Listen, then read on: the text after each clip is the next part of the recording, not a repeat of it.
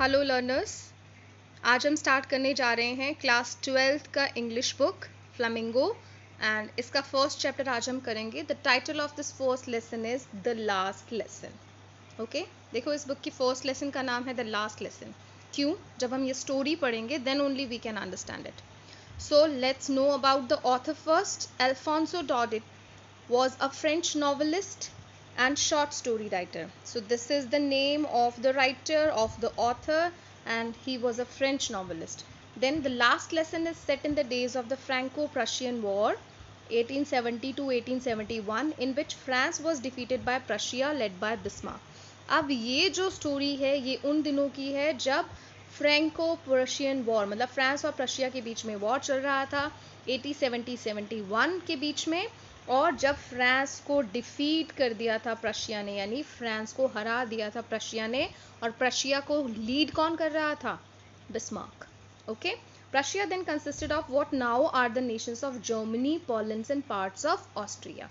ठीक है, प्रशिया जो था उस टाइम, जो नेशंस ऑफ जर्मनी, पोलैंड और कुछ पार्ट्स ऑफ ऑस्ट्रिया हैं, इनको मिलके प्रशिया का नाम दिया गया था। ठीक है, In this story, the French district of Alsace and Lorraine have passed into Prussian hands. अब इस स्टोरी में क्या है इस वॉर से रिलेटेड कि फ्रांस के ये जो दो डिस्ट्रिक्ट्स हैं एल्सेस एंड लॉरेन, ये किसके हाथ में चले गए हैं? प्रशिया के हाथ में। क्यों? उस वॉर में प्रशिया को डिफीट कर दिया है प्रशिया ने डिफीट कर दिया है फ्रेंच आर्मी को, फ्रांस को। ठीक है, तो ये फ्रांस के जो दो डिस्ट्रिक्ट हैं ये चले गए हैं प्रशिया के हैंड्स में। Read the story to find out what effect this had on life at school. अब किसी भी वॉर के बहुत से इफेक्ट्स होते हैं वहाँ की लाइफ पे, कॉमन फॉक पे, लेकिन इस स्टोरी में हम लोग फाइंड आउट करेंगे कि स्कूल लाइफ पे क्या इफेक्ट पड़ा। ठीक है, ये जो दो प्लेसेस हैं, डिस्ट्रिक्ट हैं एल्सेस और लॉरेन, यहाँ पे यहाँ की स्कूल लाइफ पे क्या इफेक्ट पड़ा इस वॉर का, that we are going to know. So we are going to get the last lesson explanation at length. I started for school very late that morning and was in great dread of scolding, especially because M. Hamel had said that he would question us on participles and I did not know the first word about them. I started for school. सबसे पहले तो ये I कौन है? This is the narrator, Alfonso Daudet. Fine. उसके बाद में वो उस दिन बहुत लेट स्कूल के लिए निकले। ठीक है, and he was in great dread. Dread का मीन्स होता है फियर। उनको बहुत डर लग रहा था कि उनको डांट पड़ेगी। Scolding means when you get scolded by someone, जब किसी से आपको डांट लगती है। ठीक है, क्यों डांट पड़ेगी? बिकॉज एम हैमल ये उनके फ्रेंच लैंग्वेज टीचर हैं। ठीक है, एम हैमल जो है उन्होंने कहा था that he would question us on participle. जैसे आपका स्कूल में टेस्ट होता है ना नेक्स्ट डे, वैसे उन्होंने उनको बोला था कि वो कुछ क्वेश्चंस पूछेंगे। किस टॉपिक पे? पार्टिसिपल्स पे। This is a grammar topic. ठीक है, and I did not know the first word about them. और ये भी कुछ बच्चे जो हमारी क्लास में होते हैं ना, जिनको फर्स्ट लेटर भी पता नहीं होता, फर्स्ट वर्ड भी पता नहीं होता किसी टॉपिक का, सो यहाँ पे नरेटर कह रहे हैं कि मेरी कंडीशन भी वैसी ही थी कि मुझे तो पार्टिसिपल्स का फर्स्ट वर्ड भी नहीं पता था, इसीलिए वो डरे हुए थे। ठीक है, और इसीलिए शायद वो घर से लेट निकले। For a moment I thought of running away and spending the day out of doors. थोड़ी देर के लिए तो उन्होंने सोचा कि भाग जाता हूँ कहीं पे और पूरा दिन जो है वो घर से बाहर रहूँगा, ना स्कूल जाऊँगा ना घर पे जाऊँगा, तो घर वालों को पता नहीं चलेगा कि वो स्कूल है या नहीं है। In that way it was so warm so bright. अब वो डे को जज कर रहे हैं कि दिन कैसा है, तो वो बता रहे हैं कि वार्म डे है, सनी डे है, ब्राइट है बहुत। बर्ड्स वर चॉपिंग, बर्ड्स की आवाज़ आ रही है at the edge of the woods, जंगल के किनारे पे। And in the open field back of the saw mill the Prussian soldiers were drilling. ठीक है, सॉ मिल जो है ये वुड कटिंग मिल होता है, तो वो कह रहे हैं कि वुड कटिंग मिल के पीछे जो ओपन फील्ड है वहाँ पे क्या हो रहा था? प्रशियन सोल्जर्स जो हैं वो ड्रिलिंग कर रहे थे। Drilling is practice, exercising. ठीक है, तो वो अपना अभ्यास कर रहे थे। सॉ मिल, हार्ड वर्ड्स मैंने यहाँ मीनिंग दे दिया है। A factory for cutting would and drilling is called exercising. It was all much more tempting than the rule for participles, but I had the strength to resist and hurried off to school. अब वो कह रहे हैं कि ये सब बहुत exciting था, बहुत अट्रैक्टिंग था कि मैं घर से भी बाहर रहूँ, स्कूल भी नहीं जाऊँ और बच जाऊँ उस लेसन से। लेकिन वो ये कह रहे हैं but I had the strength to resist, देखो जब हम कोई गलत काम करना चाहते हैं ना, छोटा मोटा भी, तब हमारी जो बोलते हैं ना कि सोल जो होती है, कॉन्शियस जो है, वो हमारा अलाउ नहीं करता है ना। तो वो कह रहे हैं कि मेरी जो राइटियसनेस थी, है ना, मेरा जो स्ट्रेंथ था वो इतना ज़्यादा था कि मैं इस गलत काम को कंट्रोल कर पाया। Resist means to stay away, कि उन्होंने ये गलत काम नहीं किया और वो जल्दी से कहाँ चले गए, hurried off to school. Then when I passed the town hall there was a crowd in front of the bulletin board. अब bulletin board क्या होता है? bulletin का मतलब होता है न्यूज़। तो जिस बोर्ड पे न्यूज़ पुटअप की जाए, दिखाई जाए, that is called a bulletin board. अब वो कह रहे हैं कि जब मैं टाउन हॉल के पास से जा रहा था, मैंने देखा कि नोटिस बोर्ड के पास में या बुलेटिन बोर्ड के पास में बहुत सारी भीड़ थी। For the last 2 years all our bad news had come from there. अब आपसे पूछा जा सकता है, जब एक्सट्रैक्ट बेस्ड क्वेश्चन आता है, कम फ्रॉम देयर, ये देयर क्या है यहाँ पे, ठीक है। तो ये देयर क्या है, बुलेटिन बोर्ड। वो ये कह रहे हैं कि पिछले 2 साल से सारी बुरी खबर जो है इस बुलेटिन बोर्ड से ही आ रही थी। अब किस तरह की बुरी खबर, द लॉस्ट बैटल्स, जो उन्होंने युद्ध में जो हारे वो, ठीक है, बैटल्स जो लॉस्ट किया फ्रांस आर्मी ने, फ्रेंच पीपल ने, और the draft, the orders of the commanding officers, अब जो वहाँ पे कमांडिंग ऑफिसर्स थे उनके ऑर्डर्स, मतलब जो भी कुछ बुरा उनके लिए आता था वो सब कुछ इसी बुलेटिन बोर्ड से आ रहा था। And I thought to myself, और वो खुद से ही बात करते हुए सोच रहे हैं, विदाउट स्टॉपिंग, वो रुके नहीं, ठीक है, वो सिर्फ इन बातों के बारे में सोच रहे हैं, बुलेटिन बोर्ड पे भीड़ को देख के रुके नहीं वो वहाँ पे, और वो सोच रहे हैं कि what can be the matter now, कि अब इस बुलेटिन बोर्ड पे क्या ऐसी न्यूज़ है जो इतनी भीड़ लगी हुई है, ठीक है। बुलेटिन बोर्ड का मीनिंग यहाँ प्रोवाइडेड है, you can note it down. Then as I hurried by as fast as I could go, the blacksmith washer who was there with his apprentice reading the bulletin called after me. अब hurried by, जब वो जल्दी जल्दी में वहाँ से जा रहे थे, इतना फास्ट जितना कि वो चल सकते थे, तो ब्लैकस्मिथ, लोहार जो होता है उसको ब्लैकस्मिथ बोलते हैं, वॉचर, उन्होंने जो कि वहाँ पे अपने ट्रेनी के साथ पे, अप्रेंटिस का मतलब होता है ट्रेनी, तो उन ट्रेनी के साथ में वो वहाँ पे रीड कर रहे थे उस बुलेटिन को, उस न्यूज़ को, उन्होंने उसको पीछे से बुलाया। किसने बुलाया, वॉचर ने, ठीक है। उन्होंने क्या बोला नरेटर को, डोंट गो सो फास्ट, कि इतना जल्दी मत करो बाब। बाब इज जनरली उनको कॉल करने के लिए, एज अ बॉय उन्होंने कॉल किया कि इतना जल्दी मत करो, you will get to your school in plenty of time. Plenty of time तो मतलब बहुत सारा टाइम पड़ा है, तुम अपने स्कूल पहुँच जाओगे, इतना जल्दी क्यों कर रहे हो। Okay, apprentice is a trainee. I thought he was making fun of me. अब जब इस तरीके से बोला उन्होंने, तो नरेटर को लगा कि वो तो ऑलरेडी घर से लेट निकले हैं, तो शायद वॉचर जो है उनका मजाक उड़ा रहे हैं। और फिर वो एम हैमल के लिटिल गार्डन पहुंच गए, and he felt all out of breath. Out of breath win, जब आप बहुत ज़्यादा तेज कदमों से चलते हैं, बहुत तेज़ दौड़ते हैं या तो, तब एकदम से आपकी सांस फूलने लग जाती है, उसका मतलब होता है आउट ऑफ ब्रेथ। तो जब तक उनके गार्डन तक पहुंचे तब तक उनकी सांस पूरी फूल चुकी थी। Usually when school began there was a great bustle which could be heard out in the street, the opening and closing of desk, lessons repeated in unison, very loud with our hands over our ears to understand better, and the teacher's great ruler rapping on the table.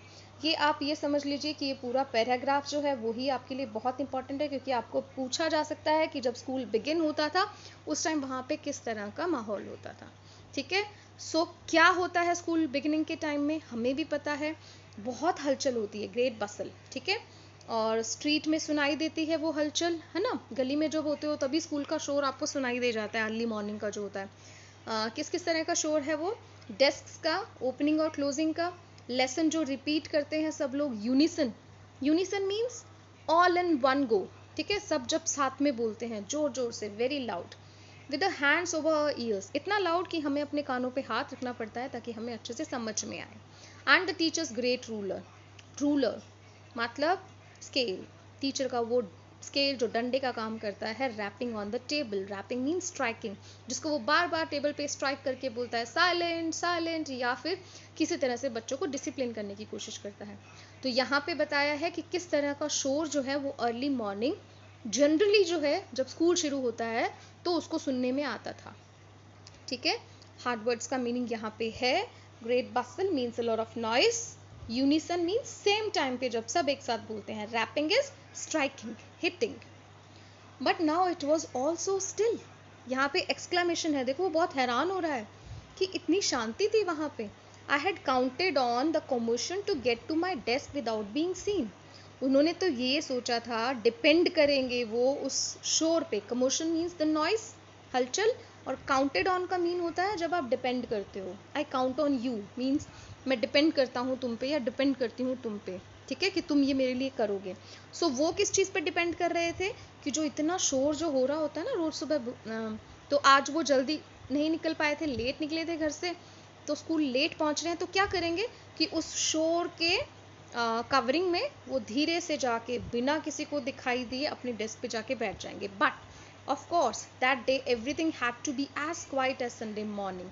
लेकिन उस दिन क्या था, इतना quite था जैसा कि Sunday morning को होता है। Means there was not a single voice. What meanings are given there? You can take help. Through the window I saw my classmates already in their places. अब विंडो से उन्होंने देखा कि उनके जो क्लासमेट्स हैं, दूसरे जो बच्चे हैं, वो ऑलरेडी अपनी जगह पे थे। He was only late. And M. Hamill walking up and down. Up and down means आगे पीछे, वो क्लास में जैसे टीचर राउंड लेता है ना, और टीचर के हाथ में क्या था, टेरिबल, भयानक आयरन रूलर, जो आयरन स्केल होता है, ठीक है, लोहे का जो स्केल होता है, अंडर हिज आर्म, वो उनकी आर्म के अंडर था। I had to open the door and go in before everybody. अब शोर तो नहीं था, लेकिन शोर के पीछे वो कवर अप भी नहीं हो सकते थे, बिना दिखे जा भी नहीं सकते थे, तो फाइनली उनको क्लास में तो जाना ही था, डोर ओपन करना था और अंदर जाना था बिफोर एवरीबॉडी, सबके सामने। So you can imagine how I blushed and how frightened I was. अब नरेटर जो है हमारे को बताना चाहते हैं कि आप फील कर सकते हो एज अ स्टूडेंट कि कितना ब्लश्ड, मतलब कितना शर्म उनको आ रही थी, कितना एम्बैरेस्ड वो फील कर रहे थे लेट आने की वजह से, और कितना उनको डर लग रहा था टीचर से, ठीक है। Blushed means when face turns red in colour, जब शर्म से चेहरा लाल हो जाता है, out of shame. But nothing happened. M. Hamill saw me and said very kindly, "Go to your place quickly, little friends. We were beginning without you." लेकिन ऐसा कुछ नहीं हुआ, मतलब जो उसको डर लग रहा था टीचर ने नहीं डांटा, बल्कि बहुत काइंडली बोला उसको, बहुत सॉफ्टली बोला कि जाओ अपनी जगह पर बैठ जाओ लिटिल फ्रेंड, हम तो तुम्हारे बिना ही शुरू करने वाले थे। Means it is good that you came to the class. I jumped over the bench and set down at my desk. अब इस बात को सुन के थोड़ा वो रिलैक्स हो गए, अपने बेंच पे जंप करके यानी फटाफट से बैठ गए। नॉट टिल देन, तब तक, यानी जब तक वो अपनी सीट पे अच्छे से बैठे नहीं तब तक। When I had got a little over my fright, जब तक उनके डर पे, फ्राइट का मतलब होता है फियर या डर, जब तक उनके डर पे थोड़ा सा उनका कंट्रोल नहीं हो गया था, डर को उन्होंने ओवरकम नहीं कर लिया था, did I see that a teacher had on his beautiful green coat. Means जब वो वहाँ बैठ गए, जब उनका डर थोड़ा सा कम हो गया, तब तक उन्होंने नहीं देखा था, क्या नहीं देखा था, कि उनके टीचर ने बहुत ब्यूटीफुल ग्रीन कोट पहन रखा था, ठीक है, और frilled shirt, his frilled shirt and the little black silk cap, ये सब कुछ उन्होंने पहना हुआ था, ऑल एम्ब्रॉयडर्ड, बहुत सुंदर एम्ब्रॉयडरी उस पर की हुई थी। That he never wore except on inspection and prize days. अब उनको लग रहा है कि इस तरह की ड्रेस तो कभी भी उन्होंने पहनी नहीं, पहले कभी नहीं पहनते, वो सिर्फ इंस्पेक्शन डेज पे या फिर प्राइज डेज पे पहनते हैं। तो बहुत हैरान हुआ टीचर की ड्रेस को देख के। बिसाइड्स, इसके अलावा क्या हुआ, the whole school seemed so strange and solemn. Solemn ये means silent and grave, serious. सारा जो माहौल है स्कूल का बहुत ही अजीब सा लग रहा था, बहुत ही सीरियस सा लग रहा था। But the thing that surprised me the most, लेकिन इससे भी ज़्यादा, यानी सबसे ज़्यादा, मोस्ट, सबसे ज़्यादा सरप्राइजिंग एलिमेंट था उनके लिए, वो क्या था, on the back benches that were always empty, the village people sitting quietly like ourselves. उन्होंने क्या देखा, टू सी, कि जो बैक बेंचेस थे, जो अक्सर खाली रहते थे, एम्प्टी रहते थे, उन पे गांव के लोग बैठे थे, क्वाइटली लाइक आवरसेल्व्स, जिस तरह से हम चुपचाप बैठे होते हैं क्लास में डर के मारे, वैसे ही वो भी चुपचाप बैठे थे। कौन कौन था, ये भी आपसे पूछा जा सकता है, दिस इज इक्वली इंपॉर्टेंट, ठीक है। कौन कौन था, ओल्ड हॉजर, एच से, एच कैपिटल है, मतलब ये किसी का नाम है, ठीक है। तो एक हॉजर था जिसने 3 कॉर्नर्ड हैट पहन रखा था। फॉर्मर मीन्स एक्स, पहले का जो मेयर था वो था वहाँ पे, the former post master and several others besides. तो ये सब लोग जो है वहाँ पे क्लास में बैक बेंचेस पे बैठे हुए थे। Solemn means serious.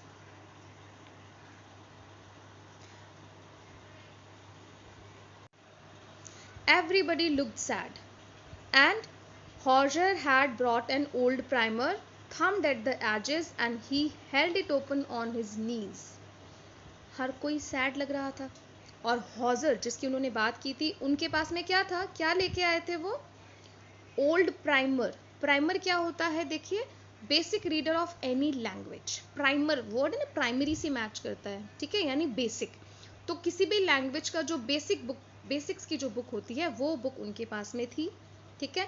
Thumbed at the edges, thumbed का मतलब है टॉर्न एंड डैमेज, जो किनारों से, एजेस से जो है वो कटी फटी थी, ठीक है। And he held it open, उन्होंने ओपन खुली रख रखी थी इस बुक को, कहाँ पे? On his knees. अब आप इमेजिन कर सकते हो, देखो कितनी अच्छी राइटिंग स्टाइल है ना, कि आप पूरा इमेजिन कर पा रहे हो कि हॉजर जो है उसके पास में एक फटी पुरानी सी बुक है जिसके एजेस फटे हुए हैं। आप इमेजिन कर सकते हो कि एजेस कैसे फटे हुए होंगे, कैसे उन्होंने ओपन करके अपने नीज पे रख रखा होगा। फर्दर हिज ग्रेट स्पेक्टिकल्स, उनके चश्मे जो हैं लाइंग अक्रॉस द पेजेस, वो पेजेस के बीच में रखे हुए हैं, ठीक है। So it adds to our imagination, हम उस सीन को पूरा विजुअलाइज कर सकते हैं, देख सकते हैं। This is the writing art, ठीक है। अब ये बुक आपको मैंने दिखाई है यहाँ पे टॉर्न वॉर्न एजेस वाली। Then while I was wondering about it all, जब वो इस सब चीज़ों को देख के बहुत हैरान हो रहा था, M Hamel mounted his chair, M Hamel अपनी चेयर में बैठ गए, and in the same grave and gentle tone, grave means serious, gentle means kind, तो वो सीरियसली बात कर रहे थे, लेकिन उनकी टोन जो है वो रफ नहीं थी, बड़ा जेंटल, बड़ा सॉफ्ट तरीके से बात कर रहे थे, which he had used to me, जिस तरीके से उन्होंने पहले उनसे बात की थी, अंदर आने की परमिशन जब दी थी। उन्होंने बोला, my children, this is the last lesson I शिल गिव यू। उन्होंने सब बच्चों को एड्रेस करते हुए बोला कि ये लास्ट लेसन है जो मैं आज तुम्हें देने जा रहा हूँ। देखो, इसलिए शायद इस चैप्टर का नाम द लास्ट लेसन है। The order has come from Berlin to teach only German in the schools of Alsace Lorraine. अब देखो, हमने पढ़ा था कि इस चैप्टर में हम ये पढ़ेंगे कि स्कूल्स की एजुकेशन पे क्या फ़र्क पड़ा। तो क्या फ़र्क पड़ा कि ऑर्डर्स आए बर्लिन से कि जर्मन ही पढ़ाया जाएगा अब। एम हैमल फ्रेंच लैंग्वेज के टीचर हैं, है ना, क्योंकि फ्रांस जो है वो बैटल हार गया है, तो अब फ्रेंच जो है वो वहाँ के एल्सेस और लॉरेन के स्कूल्स में नहीं पढ़ाया जाएगा, बल्कि वहाँ पे जर्मन टीच किया जाएगा। The new master comes tomorrow, और वो ये भी बताता है कि नए टीचर कब आएंगे? कल। This is your last French lesson. I want you to be very attentive. Attentive when you want pure attention. जब आपको complete ध्यान से सब कुछ सुनना है, तो वो कह रहे हैं कि क्योंकि ये आपका last French lesson है, इसलिए मैं चाहूँगा कि आप एकदम attention से सब कुछ समझें। What a thunderclap these words were to me. अब वो कह रहे हैं नरेटर कि a thunderclap, thunder मतलब होता है जब बिजली के गरजने की आवाज़ें आती है ना, है ना, तो वो जो थंडर क्लैप यानी वो जो बिजली के गरजने की जो आवाज़ें होती हैं, है ना, तो उसी तरह का जो टीचर की जो बात है वो एक तरीके से वो थंडर क्लैप लग रहा था, है ना, जैसे कोई बिजली गिर गई हो उन पे, मतलब समथिंग विच वाज अनएक्सपेक्टेड। तो ये ऐसा था जैसा कि उन्होंने कभी एक्सपेक्ट ही नहीं किया था। ओ द रैचेस, यहाँ पे रैचेस जो है वो किसी भी बुरी चीज़ के लिए हम लोग यूज़ करते हैं, कोई बुरी चीज़ या बुरा पर्सन, और यहाँ पे वो जो न्यूज़ थी बुलेटिन की, है ना, उसके लिए वो बोल रहे हैं कि उन जो जर्मन्स जो हैं उन्होंने they had put up at the town hall, तो ये न्यूज़ थी जो उन्होंने टाउन हॉल के बुलेटिन बोर्ड पे लगाई थी, जिसके लिए वहाँ पे क्राउड इकट्ठा हो रहा था, ठीक है। Further wretches here refers to unfortunate happening, कुछ भी बुरा होता है तब हम रैचेस वर्ड को यूज़ कर सकते हैं। My last French lesson, why I hardly knew how to write. अब वो बहुत हैरान हो रहा है, हर जगह एक्सक्लेमेशन है, देखो, है ना, वो कह रहे हैं कि मेरा लास्ट फ्रेंच लेसन क्यों, आई हार्डली न्यू, कि अभी तो मैं बहुत मुश्किल से, मुझे पता भी नहीं है कि लिखते कैसे हैं। I should never learn any more, क्या मुझे अब और कुछ सीखने को नहीं मिलेगा। आई मस्ट स्टॉप देयर, यहीं पे स्टॉप करना पड़ेगा। Then oh how sorry I was for not learning my lessons, कितना दुख उनको हो रहा था कि उन्होंने लेसन्स लर्न नहीं किए हैं। फॉर सीकिंग बर्ड्स एग्स और गोइंग स्लाइडिंग ऑन द सार। अब आप लोग भी जब स्कूल में कभी सीरियस नहीं होते तो आपका ध्यान कहीं ना कहीं और लगा होता है, क्लास से बाहर जाना बार बार बहाने से, ये सब कॉमन चीज़ें हैं, है ना। तो वो ये कह रहा है कि मैं भी लर्न नहीं कर रहा था अपने लेसन्स को, आज मुझे उस चीज़ का दुख हो रहा है क्योंकि मैं कहाँ ध्यान था मेरा बर्ड सेक्स को कैच करना, ठीक है, या फिर सार जो है ये एक रिवर है विच पासेस थ्रू फ्रांस, वहाँ पे स्लाइडिंग करना, मतलब आउटसाइड द क्लास पूरा अटेंशन उनका रहता था, इस वजह से वो अपना लेसन्स अच्छे से नहीं कर पाए। My books that it seemed such a nuisance a while ago मतलब थोड़े टाइम पहले तक, ठीक है, just write down a while ago means कुछ समय पहले तक, जो बुक्स मुझे न्यूसेंस लगती थी, प्रॉब्लम लगती थी, बर्डन लगती थी, सो हैवी टू कैरी, बहुत जिनको उठाना मुझे बोझ लगता था, मेरा ग्रामर है या फिर हिस्ट्री ऑफ द सेंट्स है ना, बट ओल्ड फ्रेंड्स नाउ, वो अब मुझे पुराने दोस्तों की तरह से लग रही थी, क्योंकि वो बुक्स मेरे पास काफ़ी टाइम से थी, इसलिए ओल्ड फ्रेंड्स बोला है। That I couldn't give up means जिसको आप कभी छोड़ नहीं सकते, जैसे ओल्ड फ्रेंड्स जो होते हैं, पुराने दोस्त, आप उनको कभी नहीं छोड़ना पसंद करते, है ना, तो वो ये कह रहे हैं कि ये जो बुक्स है मेरी, ये मुझे अब मेरे पुराने दोस्तों की तरह से ही डियर लग रही थी, मैं इनको छोड़ना नहीं चाहता था। एंड एम हैमिल टू, और यही वो एम हैमिल के बारे में भी सोच रहे हैं, उनको भी नहीं छोड़ना चाहता था। The idea that he was going away, ये विचार, ये जो उनके मन में आ रहा था कि वो जा रहे हैं, that I should never see him, कि वो उनसे वापस नहीं मिल पाएगा, made me forget all about his ruler and how cranky he was. ये सब बातें कि वो उनका कैसा नेचर है, कैसे वो रूलर चलाते हैं, या फिर कैसे वो स्ट्रेंज बिहेव करते हैं, रूड बिहेव करते हैं, है ना, बहुत गुस्सा करते हैं, ये मैं सब कुछ भूल रहा था अब, क्योंकि एक ही चीज़ मेरे दिमाग में जा रही थी, मैं एक्सेप्ट नहीं कर पा रहा था कि वो हमेशा के लिए यहाँ से जा रहे हैं, ठीक है, तो वो सब कुछ भूलने को तैयार था। क्रैंकी मीन स्ट्रेंज और शॉर्ट टेम्पर्ड, जिसको गुस्सा बहुत आता है। Then poor man, it was in honour of this last lesson that he had put on his fine cloth, Sunday clothes. अब उनको सब कुछ समझ में आ रहा है कि उन्होंने वो संडे क्लोथ्स क्यों पहने। Sunday clothes means when you wear something, some best dress on some special occasion, है ना, संडे क्लोथ्स, संडे को, या free when you are not at work, है ना, and you can wear the dress of your own choice. So वो ये कह रहे हैं कि ये लास्ट लेसन था, इस वजह से उन्होंने अपना संडे क्लोथ या फेवरेट ड्रेस पहना था। ये बात अब उनको समझ में आ गई थी। And now I understood why the old man of the village were sitting there in the back of the room. वो ओल्ड मैन जो विलेज मैन है, वो वहाँ पे क्यों बैठे थे बैक ऑफ द रूम, अब मेरे को समझ में आ गया था। क्यों बैठे थे आप बताइए, आगे आंसर इसका हमें मिल रहा है, देखो।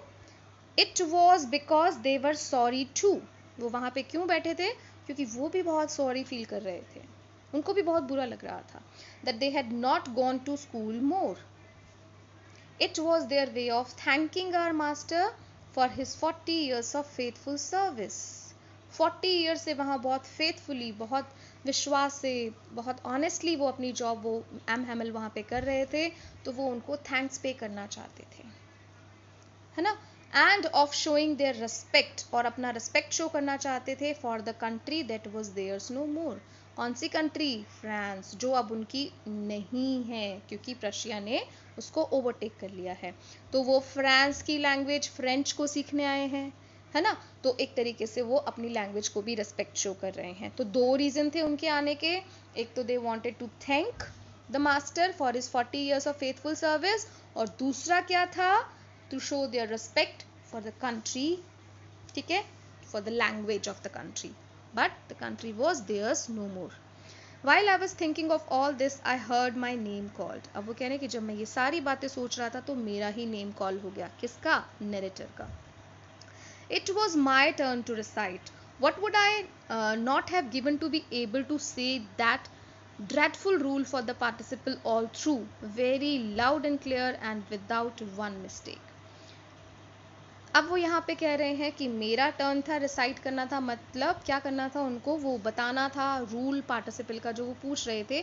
देखो, अब जैसे अब हमारा कोई फेवरेट टीचर है जिसको हमने इतना रिस्पेक्ट नहीं किया हो, फेवरेट इन द सेंस कि वो बहुत हार्ड वर्किंग है, ठीक है, लेकिन हम उसको पूरी अटेंशन नहीं दे पाए, है ना, लेकिन जब वो जा रहा है तो हमें बहुत दुख होता है, तो हम क्या चाहते हैं कि लास्ट डे एटलीस्ट अपने उस टीचर को हैप्पी करें, उनको पूरा खुश करें। तो अब जो नरेटर हैं वो कैसे खुश करना चाहते थे कि वो जो भी पूछें सर, उनको सब कुछ बताना चाहते थे, कहीं से भी उनको वो सारी नॉलेज हो जाए और वो सब कुछ उनको बता दे, ऐसा नरेटर के मन में चल रहा था। देखो, what would I not have given to be able to say that dreadful rule, dreadful means again frightening, वो जो डरावने रूल्स लगते थे उनको पार्टिसिपल के, all through, very loud and clear and without one mistake. वो ये चाहते थे कि किसी भी तरीके से कुछ भी उनको करना पड़े, बट वो ये चाहते थे कि उन रूल्स को वो बहुत लाउड और क्लियर, विदाउट वन मिस्टेक, अपने टीचर को उस लास्ट डे वो बता पाए। है ना. He was just keenly desiring for this. उनको बहुत मन हो रहा था कि अपनी टीचर को वो जो रूल्स जो हैं वो अच्छे से बता पाएँ. लेकिन क्या ऐसा पॉसिबल है फाइनल डे? नहीं. But I got mixed upon the first words. Mixed upon means confused. वो confused हो गए first words में ही and stood there holding on to my desk. अपना desk पकड़ के खड़े हो गए. जब कभी कुछ सुना ही नहीं तो क्या बताओगे, है ना. My heart beating, heart beat कर रहा था, मतलब थोड़ा सा डर भी लग रहा था. Not daring to look up. Dare means हिम्मत नहीं हो रही थी उनकी ऊपर देखने की, टीचर्स की आईज से आईज मैच करने की. I heard M. Hamel say to me, I won't scold you little French, you must feel bad enough. तो वो कह रहे हैं एम हैमल उनको कि मैं तुम्हें नहीं डांटूंगा, तुम्हें बहुत बुरा लगना चाहिए, अपने आप ही तुम फील कर रहे हो. देखो कैसी बात है ये. See how it is. Every day we have set to ourselves बा. वो ये कह रहे हैं कि हर रोज जब हमें सीखना होता है ना तो हम अपने से क्या कहते हैं कि I have plenty of time, कि बहुत टाइम है सीखने के लिए, पूरा साल पड़ा है. I learn it tomorrow and now you see where we have come out. अब देखो जैसे कोरोना पीरियड्स में भी यही हुआ है ना. अब जो कोविड चल रहा है तो हम लोग ये सोचते थे कि हम लोग लास्ट मंथ्स में जो फुल प्रैक्टिस कर लेंगे एग्ज़ाम्स की, और जो ऑनलाइन सेशंस थे वो हम अच्छे से नहीं ले रहे थे.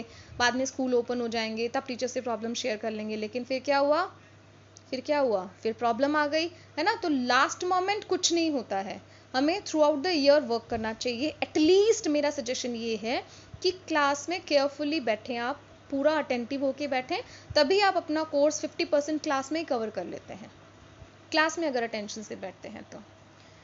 That's the great trouble with else's. अब वो कह रहे हैं कि एल्सिस के साथ में यही प्रॉब्लम है. कौन कह रहा है ये? Who is the speaker here? M Hamel. क्या कह रहे हैं? She puts off learning till tomorrow. She यहाँ पे किसी नेशन के नेम के लिए यूज़ किया हुआ है, जैसे एल्सिस के लिए. तो कह रहे हैं कि हमेशा एल्सिस के लोग क्या करते हैं, लर्निंग को नेक्स्ट डे के लिए टाल देते हैं. Now those fellows out there will have the right to say to you, how is it you pretend to be Frenchman and yet you can neither speak nor write your own language. देखो बहुत important है ये. क्या कह रहे हैं यहाँ पे नरेटर कि अब जो है वो फेलोज मीन्स जो प्रशिया के जो लोग हैं, है ना, वो बहुत उनको, अब सॉरी एम हैमल यहाँ पे कह रहे हैं, नरेटर नहीं कह रहा, एम हैमल यहाँ पे बच्चों को बोल रहे हैं सबको कि अब जो दूसरी कंट्री के लोग जो यहाँ पे टेक ओवर कर लिया है जिन्होंने, उनको हक मिल गया है तुमको ये कहने का कि तुम फ्रेंचमैन बनने का शो ऑफ करते हो, प्रिटेंड करते हो, दिखाते हो कि तुम फ्रेंचमैन हो, लेकिन अपनी लैंग्वेज ना तो बोल सकते हो ना ही लिख सकते हो, है ना. तो वे कह रहे हैं कि ये हमारे लिए शेमफुल है. हम अब दूसरों को मौका दे दिया हमने खुद से ही हम पर उंगली उठाने का. But you are not the worst poor little French. लेकिन वो बताते हैं कि तुम बुरे नहीं हो, तुम सबसे बुरे नहीं हो little French. We have all a great deal to reproach ourselves with. Reproach का मतलब होता है ब्लेम करना, कि हम सबको ही अपने आप को ब्लेम करना है. You are not the only one who is to be blamed. ठीक है, सभी का दोष है इसमें. Your parents were not anxious enough to have you learn. Anxious means they were not curious about.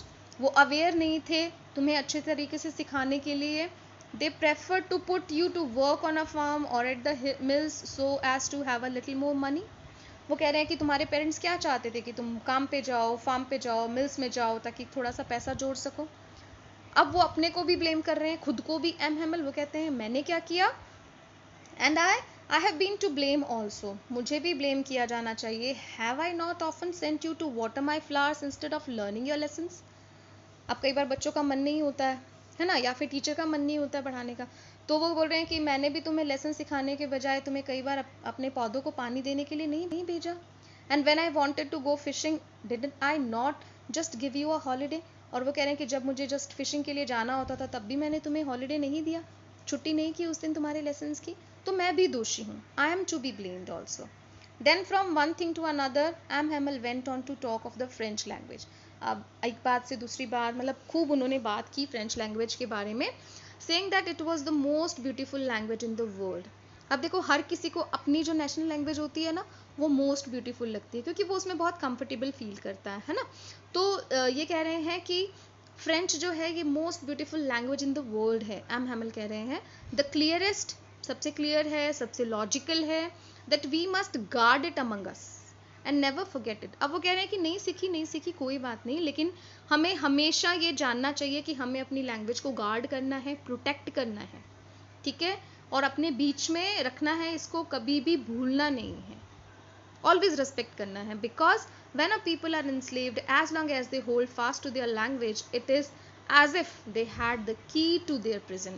अब प्रिजन यहाँ पे जेल है, जब आप दूसरी कंट्री के गुलाम हो, एनस्लेव्ड कर लिया गया, आपको गुलाम बना लिया गया है, ठीक है। जब भी लोगों को गुलाम बनाया जाता है तो अगर उनकी अपनी लैंग्वेज पे होल्ड रहता है, पकड़ रहती है, तो एक तरीके से ये भाषा जो है उनके पिंजरे की, उनके जेल की चाबी का काम कर सकती है, ठीक है।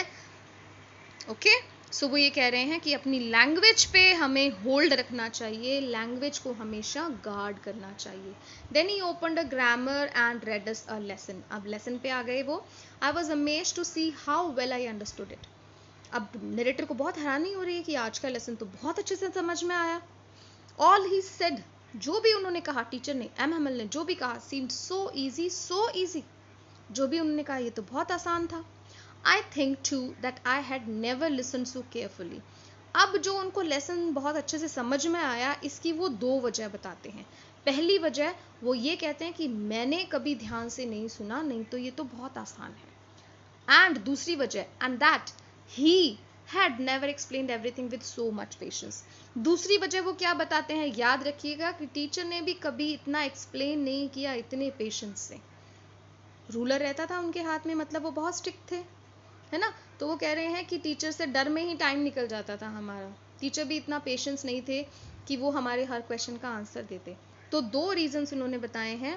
पहला कि उन्होंने इतना अटेंटिव होकर कभी नहीं सुना, और दूसरा कि टीचर ने इतने पेशेंस से, इतने तसल्ली से कभी नहीं पढ़ाया। It seemed almost as if the poor man wanted to give us all he knew. ऐसा लग रहा था जैसे पुअर मैन यहाँ पे कौन है, एम हैमल, टीचर, ठीक है। तो वो ये कह रहे हैं कि ऐसा लग रहा था कि एम हैमल जो है वो उस दिन उनको सारी नॉलेज देना चाहते थे जितनी भी उनके पास में है, बिफोर गोइंग अवे, वहाँ से जाने से पहले। And to put it all into our heads, और उनके दिमाग में घुसाना चाहते थे वो हर बात को at one stroke. One stroke का मतलब होता है इन वन गो। अब एक ही लेक्चर में, उस लास्ट लेसन में वो अपने जो भी प्रेजेंट थे क्लास में, उन सब लोगों को जैसे वो सब कुछ समझा देना चाहते हो, इतना वो एफर्ट्स जो है वो डाल रहे थे। After the grammar we had a lesson in writing. अब ग्रामर के बाद में राइटिंग का लेसन हुआ। That day M Hamel had new copies for us. M Hamel नई कॉपीज लाए थे उनके लिए, जिसमें ब्यूटीफुल राइटिंग में लिखा हुआ था France else's, France else's. Okay, they looked like little flags floating everywhere in the school room. अब ये जो कॉपीज़ हैं ये छोटी छोटी फ्लैग्स की तरह से फ्लोट कर रही थी, घूमती हुई लग रही थी पूरे रूम में, क्योंकि सबके हाथ में थी, और ऐसे लग रहा था कि सबके हाथ में जो है फ्रांस के जो फ्लैग्स हैं वो फ्लोट कर रहे हैं, लहरा रहे हैं। Hung from the rod at the top of a desk, और ऐसे लग, डेस्क पे पड़ी थी वो कॉपीज़, तो ऐसे लग रहा था कि डेस्क पे रॉड से उनको टिकाया गया है, हैंग किया गया है। You ought to have seen, वो कहते हैं कि तुम्हें देखना चाहिए। अब नरेटर हमें इंक्लूड कर रहा है कि वो जो सीन जो था वो इतना अच्छा था कि तुम्हें भी देखना चाहिए था कि कैसे, how everyone set to work, कैसे हर कोई काम में लगा हुआ था, and how quiet it was, कितनी शांति थी। The only sound was the scratching of the pens over the paper. Paper के ऊपर जो पेन चल रहा था ना, बस उसी की स्क्रैचिंग की, उसी के पेन के चलने की जो है वहाँ पे आवाज़ आ रही थी। Once some beetles flew in, but nobody paid any attention to them. एक बार क्या हुआ कि कुछ बीटल्स, लार्ज साइज इंसेक्ट अंदर आ गए, लेकिन किसी ने अटेंशन नहीं दिया। Not even the littlest one. Littlest one जो है यहाँ पे पिजन्स के लिए आया है, पिजन्स इंसेक्ट को खाते हैं, तो कह रहे हैं कि पिजन्स ने भी उन पे ध्यान नहीं दिया। पिजन्स क्या कर रहे थे, who worked right on tracing their fish hooks as if that was French too. अब who worked right on tracing their fish hooks, क्या मतलब है इसका, स्क्रैच कर रहे थे वो भी अपने क्लॉज को, ठीक है, जिस सरफेस पे वो बैठे थे ना उस सरफेस पे अपने क्लॉज को स्क्रैच कर रहे थे। ऐसा लग रहा था कि जैसे सब लोग पेन से कॉपी पे कुछ लिख रहे हैं और वो स्क्रैचिंग की आवाज़ आ रही है, वैसे वो भी कोई फ्रेंच लेसन जो है, जो ग्रामर का लेसन है, वो पिजन्स भी लिख रहे हैं कि उनका वो इंसेक्ट्स की तरफ ध्यान ही नहीं गया। On the roof the pigeons cooed very low and I thought to myself. अब पिजन जो है वो कू की जो साउंड कर रहे थे वो बहुत धीरे धीरे बोल रहे थे, और नरेटर ने खुद से सोचा, will they make them sing in German even the pigeons. वो ये सोच रहे हैं कि क्या पिजन भी जर्मन में सिंग करेंगे, क्या उन पे भी इनका राइट हो गया, यानी कि अब पिजन भी इनके गुलाम हो गए जो जर्मन में सिंग करेंगे अब। ठीक है, कूट क्या होता है, the sound made by the pigeons. Whenever I looked up from my writing, I saw M. Hamel sitting motionless in his chair and gazing first at one thing, then at another. अब जब भी उसने अपने काम के बीच में से जब भी अपना जो सिर जो है वो उठाकर ऊपर की तरफ एम हैमल की तरफ देखा, मोशनलेस बैठे थे वो, एकदम बिना हिले डुले एकदम शांत बैठे थे अपनी चेयर में और देख रहे थे कभी एक चीज़ को कभी दूसरी चीज़ को, एज इफ ऐसा लग रहा था मानो he wanted to fix in his mind just how everything looked in that little school room. हर चीज़ को ऐसे देख रहे थे जैसे वो अपनी आंखों में जो है उन चीज़ों को स्टोर करना चाहते हैं, फिक्स करना चाहते हैं। उस छोटे से स्कूल के कमरे में जो भी चीज़ें थी जैसे उनको बहुत प्यारी लगने लगी हों और उनको अपनी आंखों में समा लेना चाहते हो ताकि वो कभी भूले नहीं उनको। ठीक है, गेजिंग मीन्स लुक इंटेंटली, ध्यान से देख रहे थे। Then fix in his mind means to store और कीप फॉरएवर, हमेशा के लिए स्टोर करना। फैंसी, फैंसी का मतलब होता है imagine. For 40 years he had been there in the same place with his garden. वो कह रहे हैं कि इमेजिन करो कितना स्ट्रेंज है ये कि 40 years से वो वहाँ पे सर्विसेज दे रहे थे, है ना, इन the same place with his garden outside the window and his class in front of him, just like that. और 40 years से सब कुछ वैसा ही है, विंडो के बाहर उनका गार्डन है और उसकी क्लास है, सब कुछ वैसा ही। Only the desk and benches had been worn smooth. Desk और बेंचेस जो हैं वो थोड़ा सा ओवर यूज की वजह से जो है वो स्मूथ हो गए हैं सरफेस उनकी। The walnut trees in the garden were taller. Walnut trees जो हैं वो बड़े हो गए हैं और हॉपवाइन एक तरह की बेल होती है that he had planted himself, जो उन्होंने खुद लगाई थी। Twined about the windows to the roof, वो भी बेल जैसे घूम के चढ़ती है ऊपर, सो विंडो से रूफ तक पहुंच गई है। Worn smooth means had worn out, जब कोई चीज़ घस जाती है ना, और वो थोड़ी सी स्मूथ हो जाती है, वो टेक्सचर सेम नहीं रहता उसका, है ना। Then how it must have broken his heart to leave it all, poor man. वो कह रहे हैं कि कैसे उनका दिल दुख रहा होगा, कितना उसका दिल टूटा होगा इन सारी चीज़ों को जो छोड़ के जाएंगे तो, poor man. To hear his sister moving about in the room above packing their trunks. वो कह रहे हैं कि उनको सुनाई दे रहा होगा कि उनकी सिस्टर जो हैं कैसे वो रूम जो है उस क्लासरूम के ऊपर जो रूम है उनके ट्रंक पैक कर रही है, क्योंकि उनको जाना है वहाँ से। For they must leave the country next day, क्योंकि नेक्स्ट डे उनको कंट्री से जाना है। ठीक है, अब फ्रेंच वहाँ पढ़ाई नहीं जाएगी इसलिए उनका वहाँ पे कोई काम नहीं है। Then but he had the courage to hear every lesson to the very last. After the writing, we had a lesson in history and then the babies chanted their Babedu. अब वो कह रहे हैं कि उनका जो करेज था, नरेटर में ये हिम्मत थी कि वो हर लेसन को द वेरी लास्ट, मतलब एकदम जो टीचर ने बोलना शुरू किया और लास्ट तक वर्ड टू वर्ड हर चीज़ को वो सुनने की हिम्मत आ गई थी उनमें। और राइटिंग के बाद में क्या हुआ, उनका हिस्ट्री का लेसन हुआ और उसके बाद में बेबीज़ जिस तरीके से चैंट करते हैं, दिस इज़ अबाउट फोनेटिक्स, जो लेटर्स का जो साउंड होता है उसके बारे में उन्होंने डिस्कशन किया। ठीक है, down there at the back of the room old Hauser had put on his spectacles and holding his primer in both hands spelled the letters with them. अब ये ओल्ड हॉजर जो है जिनके पास में प्राइमर था, उन्होंने अपने चश्मे लगा लिए थे और उनकी प्राइमर उनके हाथ में थी, दोनों हाथों में, और वो स्पेल कर रहे थे लेटर्स को, स्पीक कर रहे थे। ठीक है, You could see that he too was crying, और वो ये करते हुए नेरेटर कह रहे हैं कि आप भी देख सकते थे कि वो रो रहा था उनको पढ़ते पढ़ते। His voice trembled, उनकी वॉइस जो है वो शिवर कर रही थी with emotions, है ना, यानी वो बहुत इमोशनल हो रहे थे। And it was so funny to hear him that we all wanted to laugh and cry. अब देखो कोई अगर रोते रोते कुछ पढ़ता है ना, इमेजिन करो, तो वो उसको देख के हमें दो तरह के इमोशंस आएंगे, हमें रोना भी आएगा उसको देख के कि वो कितना इमोशनल हो रहा है, और उसकी जो आवाज़ निकलेगी उस टाइम बोलते हुए रोते हुए साथ साथ उसको देख के हंसी भी आएगी। तो बोल रहा है कि हमें हंसी भी आ रही थी और हमें रोना भी आ रहा था। How well I remember it the last lesson. वो बोल रहे हैं कि मुझे अच्छी तरह से याद है वो हमारा लास्ट लेसन का डे। All at once the church clock struck 12, then the Angelus. Angelus क्या होता है, प्रेयर होती है, प्रेयर सॉन्ग है जो चर्च में गाया जाता है। तो बेल जब रिंग करती है इट इज़ द मार्क कि अब जो है वो प्रेयर टाइम है। तो चर्च क्लॉक जो है वो स्ट्राइक करती है 12, यानी 12 बजे जो है वो प्रेयर का टाइम हो जाता है। At the same moment, the trumpets of the Prussian returning from Dill sounded under our windows.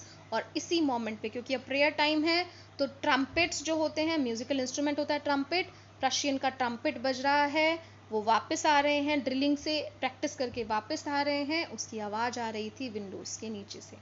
M Hamel stood up, M Hamel खड़े हो गए, उनको भी पता चल गया कि अब क्लास ओवर होने वाला है। वेरी पेल मीन्स वेरी सैड, बहुत डाउन लग रहे थे वो, अपनी चेयर में जो बैठे थे वो खड़े हो गए। I never saw him look so toll.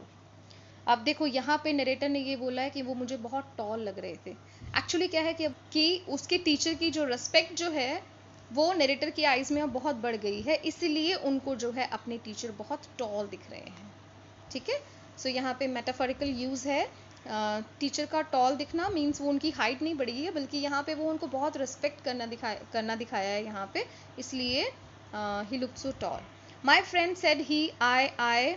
अब ये जो लगाया जाता है ना, जब भी हेजिटेशन से कोई बात करता है, रुक रुक के उसको एक्सप्रेस करने के लिए लगाया जा रहा है, तो वो टीचर भी रुक के उनको बुला रहे हैं कि my friends, but something choked him. Choked means जब आपका गला एकदम रुक जाता है ना, तो वो बोल रहे हैं कि वो बोलना चाहते थे लेकिन उनका गला चॉक हो गया। He could not go on, वो कंटिन्यू नहीं कर पाए अपनी बात को। Then he turn to the blackboard, blackboard की तरफ मुड़ गए। Took a piece of chalk, chalk का पीस लिया, and bearing on with all his might, मतलब अपनी पूरी ताकत से उस टुकड़े को होल्ड करते हुए, चॉक के टुकड़े को, पीस को, he wrote as large as a could, we were love friends. यानी वो कुछ बोलना चाहते थे पर वो बोल नहीं पाए, लेकिन उन्होंने चॉक से ब्लैक बोर्ड पर लिखना शुरू किया, लेकिन उस चॉक को पकड़ने में भी उनकी पूरी माइट, पूरी ताकत लग रही थी, बिकॉज वो बहुत इमोशनल हो रहे थे। क्या लिखा उन्होंने? विवा ला फ्रांस। क्या मतलब होता है इसका? इसका मतलब है लॉन्ग लिव फ्रांस। चॉक का मीनिंग है जब आप अनेबल हो जाओ स्पीक करने के लिए, जब आप कुछ बोल नहीं पाओ, गला चॉक हो गया। ठीक है, और उन्होंने बोर्ड पे लिखा कि long live France. So such was the dedication of the teacher to his nation, to the language he was going to teach, and then he stopped and leaned his head against the wall. फिर वो रुक गए और उनका जो head जो है वो दीवार के सहारे लगा लिया उन्होंने, and without a word, बिना कुछ बोले, he made a gesture to us with his hand, अपने हैंड से उन्होंने एक भाव बनाया, मतलब हाथ से कुछ एक्सप्रेस करने की कोशिश की। क्या बोला उन्होंने? School is dismissed, you may go. ठीक है, गेस्चर का मतलब होता है सिग्नल, तो उन्होंने सिग्नल दिया सबको अपने हाथों से, बोल नहीं पा रहे थे वो, कि स्कूल इज डिसमिस, कि स्कूल टाइम अब ओवर हो गया है, यू मे गो, आप सब जा सकते हो। मीन्स वेरी हैवी हार्टेडली उन्होंने ये सब कुछ बोला। He was not inclined to go back, he wanted to be there to teach French to everybody around, but he could not do this.